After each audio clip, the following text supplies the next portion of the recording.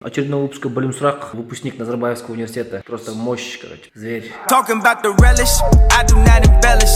Jacket got wings, shoes got propellers. Gave all my jealous to my boy. Есім Айдос, биология пәні мұғалімі. Негізі Қарағанды лицейді бітірдім 2012-де. Сосын бір жыл Астана лицейде, ер лицейінде жұмыс істедім. Бір жыл қазір Атыраудамын, екінші жыл мұғалімдігім. Астанада Назарбаев университетінде оқыдым. Мамам звондайды, Ақтау қалай дейді, короче. Для нас, Балқаштағы адамдарға, по идее, Атырау, Ақтау, там без разницы.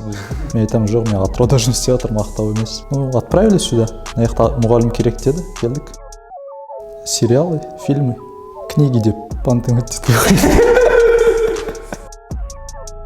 И так, по идее, я нуға түстім, чтобы стать учителем, как бы. Ал мектеп кезінде решил стать учителем, потому что лицейдегі мұғалімдерден нереально әсер алдым.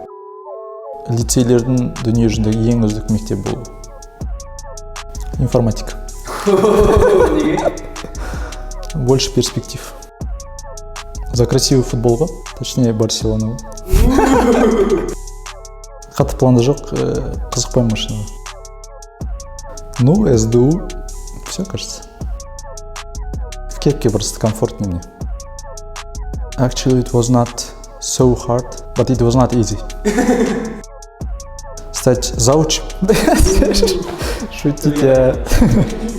Ну, есть определенный проект, который образовательная сфера, да, но такого прям, чтобы именно карьерный рост қатты оған сейчас ол туралы қатты ойлап жүрген жоқ. Да.